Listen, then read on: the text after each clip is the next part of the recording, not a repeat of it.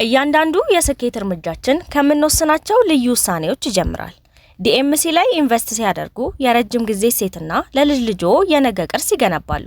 በኮሪደር ልማት አሸብርቃ የመሃል ከተማ መዳረሻ በሆነችው ለቡ መብራት ኃይል በቪላ ቤት ስታንዳርድ እየገነባን ባለው ዘመናዊ ምቹና ሰላማዊ የመኖሪያ መንደር ውስጥ ቀድመው ለሚመጡ 20 ደንበኞች የ30% ቅናሽ ማድረጋችንን ስንገልጽ በደስታ ነው። ከስቱዲዮ እስከ ባለ 4 መኝታ ከ8% እስከ 10% ቅድመ ክፍያ ብቻ ማለትም ከ494,000 ብር ጀምሮ ከ60% የባንክ ብድር አገልግሎት ጋር በተለያዩ የፍሎርና የካሬ አማራጮች ያገኛሉ። በከተማው ተመራጭ ቦታ ላይ ምቹና ሰላማዊ ኑሮን ገንብተን ህልሞን ወደ ህይወት እናመጣለን። ለደንበኞች በወጣነው ቅናሽ እንዲስተናገዱ አሁኑኑ በ0950 34 55 56 ላይ ይደውሉ። ዲኤምሲ ሪል ስቴት፣ ደስታው እዚህ ይጀምራል። ጤና ይስጥልን አድማጮች፣ ይህ አዋዜ ልዩ ላልሰማችሁ ነው። ከመረጃዎቹ ጋር አብርሃም መኳንንት ነኝ። ኢራን ለሰላማዊ አገልግሎት የምታውለውን ዩራኒየም ከማበልጸግ ወደ ኋላ እንደማትልና በአቋሟም እንደምትጸና ገለጸች። በሌላ በኩል አሜሪካ ኢራን ዩራኒየም ወደ ማበልጸግ እንደምትገባ የሚያሳዩ መረጃዎች ከደረሱኝ ዳግም ቴህራንን ከመደብደብ አልቆጠብም እያለች ነው። መካከለኛው ምስራቅ የተኩስ አቁም ስምምነት ከተደረገ ወዲህ በመጠኑም ቢሆን ቀዝቀዝ ያለ ቢመስልም ነገሮች ዳግም እንዳያገረሹ አሁንም ያሰጋል። ኢራን አሜሪካ ከኔ ጋር ለድርድር ለመቀመጥ ተጨማሪ ጥቃት የመፈጸም ሐሳብን መተው እንደሚኖርባትም እየገለጸች ነው።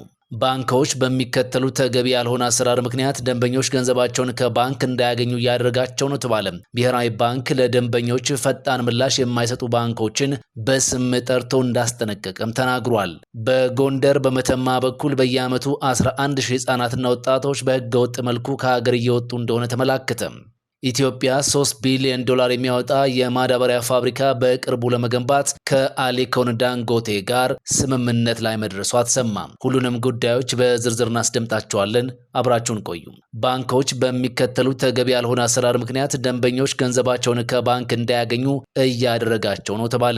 የጥሬ ገንዘብ እጥረት ሳይኖር ባንኮች ገንዘባቸውን ማውጣት ለሚጠይቁ ደንበኞች የካሽ እጥረት አለ በሚል ፈጣን ምላሽ የማይሰጡ ባንኮችን ብሔራዊ ባንክ አስጠንቅቋል። ችግሩ የተፈጠረ ያለው ብሔራዊ ባንክ በባንኮች ላይ በጣለው የብድር ዕቀባ ምክንያት የተፈጠረ አለመሆኑን በመግለጽ እንዲሁም በብሔራዊ ባንክ እይታ በባንክ ስርዓት ውስጥ የጥሬ ገንዘብ ችግር እንደሌለ ዋና ገዢው አቶ ማሞ ምረቱ ገልጸዋል። ነገር ግን አንዳንድ ባንኮች በሚከተሉ ተገቢ ያልሆነ አሰራር ችግሩ መፈጠሩን አንስተው ባንኮች የደንበኞቻቸውን ጥያቄ መመለስ እንጂ የአስቀማጮችን ገንዘብ በማበደር ትርፍ ለማትረፍ ቅድሚያ ሰጥተው መስራት የለባቸውም ብለዋል። ብሔራዊ ባንክ ችግሩ የተስተዋለባቸውን ባንኮች አንድ በአንድ በመጥራት እያስጠነቀቀ እንደሆነም አቶ ማሞ የባንኩን የ11 ወራት የስራ አፈጻጸም ሪፖርታቸውን ለፓርላማ ባቀረቡበት ወቅት ገልጸዋል። ከዚህ በተጨማሪም እንዲህ ያለ ችግር የገጠመው ደንበኛ ለብሔራዊ ባንክ እንዲያሳውቅ ለህዝብ ጥሪ አቅርበዋል። በሌላ በኩል ደግሞ ሀገሪቱ ካለባት የውጭ ዕዳ ውስጥ $8.5 ቢሊዮን የሚሆነው የመክፈያ ጊዜ እንዲሸጋሸግ የማድረግ ስራ ከሞላ ጎደል እንደተጠናቀቀም ዋና ገዢው ገልጸዋል። በዚህም መሰረት ካለው አጠቃላይ የውጭ ዕዳ $8.5 ቢሊዮን በ14 ዓመታት መራዘሙን ገልጸዋል። ብሔራዊ ባንክ በሚቀጥለው ሳምንት ከአይኤምኤፍ እና ከዓለም ባንክ $750 ሚሊዮን እንደሚያገኝም ይፋ አድርገዋል። በጎንደር በመተማ በኩል በየዓመቱ 11,000 ህጻናትና ወጣቶች በህገወጥ መልኩ ከሀገር እየወጡ እንደሆነ ተመላከተ።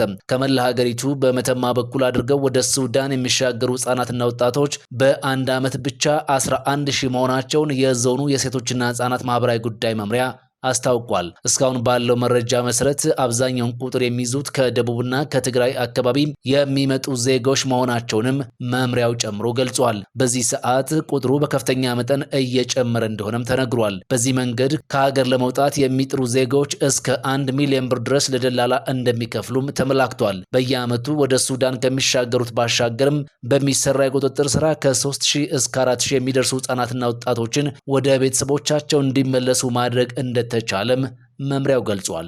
ኢትዮጵያ $3 ቢሊዮን የሚያወጣ የማዳበሪያ ፋብሪካ በቅርቡ ለመገንባት ከአሊኮን ዳንጎቴ ጋር ተስማማች። ግንባታው በሶማሌ ክልል ጎዴ በቅርቡ እንደሚጀመር ይጠበቃል ሲል የናይጄሪያው ቢዝነስ ዴይሊ ዘግቧል። ይገነባል የተባለው ፋብሪካ ለሀገር ውስጥ ፍጆታና ለውጭ ገበያ ማዳበሪያን የማቅረብ ግብ እንዳለውም ተመላክቷል። በኢትዮጵያ ለተያዘው የምርት ዘመን ከ24 ሚሊዮን በላይ የአፈር ማዳበሪያ ወደ ሀገር ውስጥ ለማስገባት ታቅዶ እየተሰራ እንደሆነም መረጃዎች ያመላክታሉ። ናይጄሪያዊው ቢሊዮነር አሊኮ ዳንጎቴ አፍሪካ ከአንድ ዓመት ተኩል ጊዜ በኋላ ማዳበሪያ ከውጭ ገበያ መግዛት ታቆማለች ሲሉ ተናግረው ነበር። በመጨረሻም ኢራን አሜሪካ ከኔ ጋር ለድርድር ለመቀመጥ ተጨማሪ ጥቃት የመፈጸም ሐሳብን መተው አለባት አለች። የኢራን የውጭ ጉዳይ ምክትል ሚኒስትር የፕሬዝዳንት ትራምፕ አስተዳደር ወደ ድርድር የመመለስ ፍላጎት እንዳለው በአደራዳሪዎች በኩል ለኢራን መግለጹን ይፋ አድርገዋል። ነገር ግን ይህ የሚሆነው ዋሽንግተን በቴህራን ላይ ተጨማሪ ጥቃቶችን የመፈጸም ሐሳቧን ከተወችው ነው ሲሉ ምክትል የውጭ ጉዳይ ሚኒስትሩ ታክት ራቫንቺ ገልጸዋል። ዋሽንግተን ኢራን ከእስራኤል ጋር ባደረገችው ጦርነት በኢራን 3 የኒውክሌር ጣቢያዎች ላይ የቦምብ ጥቃት በመፈጸም ጦርነቱ በቀጥታ ተሳታፊ ሆናለች። ኢራን አሁንም ለሰላማዊ ዓላማዎች ዩራኒየም የማበልጸግ እቅዷን እንደማትተወውና በአቋሟም እንደምትጸና እየገለጸች ነው። ነገር ግን ቴህራን በድብቅ የኒውክሌር ቦምብ ለማዘጋጀት እየተንቀሳቀሰች ነው የሚለውን ክስ አስተባብለዋል። ምክትል የውጭ ጉዳይ ሚኒስትሩ ዩራኒየም ማበልጸግ የለባችሁም፣ የማበልጸግ ደረጃችሁም 0 መድረስ አለበት፣ በዚህ ካልተስማማችሁ እናፈነዳችኋለን ብሎ መናገር ይህ የጫካ ሕግ ነው ሲሉ ጠርተውታል። እስራኤል 12 ቀናት የፈጀውን ጦርነት በኢራን ላይ የጀመረችው የኢራንን የኒውክሌርና ወታደራዊ ጣቢያዎችን ኢላማ በማድረግ እንዲሁም የሀገሪቱን ሳይንቲስቶችንና አዛዦችን በመግደል ሲሆን እንደ ምክንያትም ያቀረበችው ኢራን የኒውክሌር መሳሪያ ለመገንባት ተቃርባለች በሚል ነበር። አሜሪካ በፈጸመችው ጥቃትም የኢራን የዩራኒየም ማበልጸጊያ ሙሉ በሙሉ ወድመዋል፣ ሀገሪቱም የዩራኒየም የማበልጸግ አቅሟ ወደኋላ ዓመታትን ተመልሷል ማለቷ አሜሪካ ይታወሳል። ይህ በእንዲህ እንዳለ ግን ኢራን በወራት ዕድሜ ውስጥ ቦምብ ለመስራት የሚያስችል ዩራኒየም ማበልጸግ እንደምትችል የመንግስታቱ የኒውክሌር ኃላፊ መግለጻቸው ተሰምቷል። ኃላፊው ኢራን ቦምብ ለመስራት የሚያስችል ዩራኒየምን እንደገና በወራት ዕድሜ ውስጥ ማበልጸግ አቅም እንዳላት ነው ይፋ ያደረጉት። አሜሪካ የኢራንን ፎርዶ፣ ናታንዝና ኤስፋሃን የተሰኙትን የኒውክሌር ተቋማትን አወደምኩ የሚል መረጃ ብታሰራጭም በትክክል በተቋማቱ ላይ ስለደረሰው ጉዳት ማወቅ እንዳልተቻለ ነው መረጃዎች የሚያሳዩት። ፕሬዚዳንት ትራምፕ ግን ተቋማቱ ሙሉ በሙሉ ወድመዋል፣ መገናኛ ብዙሃን በታሪክ ስኬታማ ከሆኑ ወታደራዊ ጥቃቶች አንዱን ለማሳነስ ሙከራ አድርገዋል በማለት ነበር የከሰሷቸው። አሁን ሀገራቱ ለጊዜውም ቢሆን የተኩስ አቁም ስምምነት ላይ ይገኛሉ። እንደ ኢራን ባለስልጣናት ተደጋጋሚ ገለጻ ከሆነ ለሰላማዊ ዓላማ ዩራኒየም የማበልጸግ ሂደትን መቀጠላቸው እንደማይቀር በመግለጽ ላይ ናቸው። ትራምፕ ደግሞ ቴህራን ዩራኒየሟን እንደገና እንደምታበለጽግ የሚያሳይ አንዳች መረጃ ካገኙ ዳግም ያለማመንታት ድብደባ እንደሚፈጽሙ በመግለጽ ላይ ናቸው። ኢራን ባለፈው ረቡዕ ዕለት ከመንግስታቱ ድርጅት የኒውክሌር ተቆጣጣሪ ጋር ያላትን ግንኙነት ለማቆም ወስናለች።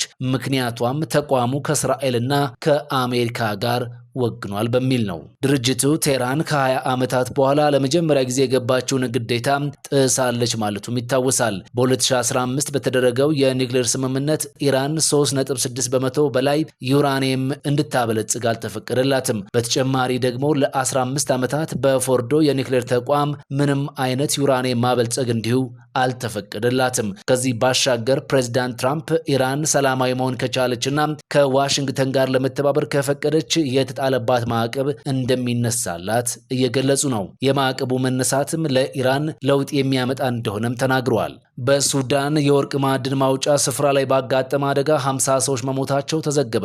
በሀገሪቱ ሰሜናዊ ምስራቅ በወርቅ ማውጣት ቁፋሮ ባጋጠመ የመደርመስ አደጋ ቢያንስ 50 ሰዎች ሕይወታቸውን አጥተዋል ተብሏል። አደጋው የማዕድን ማውጣት ስራ ላይ በነበሩ ሰዎች ላይ ደረሰ ሲሆን ከፍተኛ መጠን ያለው አሸዋና ድንጋይ በሰዎቹ ላይ አርፏል። የነፍስ አድን ማሽነሪዎች በወቅቱ ባለመኖራቸው የጉዳቱ መጠን ከፍ አድርጎታል የተባለ ሲሆን ከዚህ በተጨማሪም አስክሬን ማውጣቱንም ጊዜ እንዲወስድ አድርጎታል ተብሏል።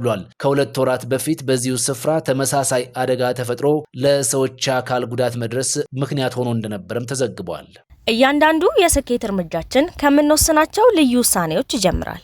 ዲኤምሲ ላይ ኢንቨስት ሲያደርጉ የረጅም ጊዜ ሴትና ለልጅ ልጆ የነገ ቅርስ ይገነባሉ።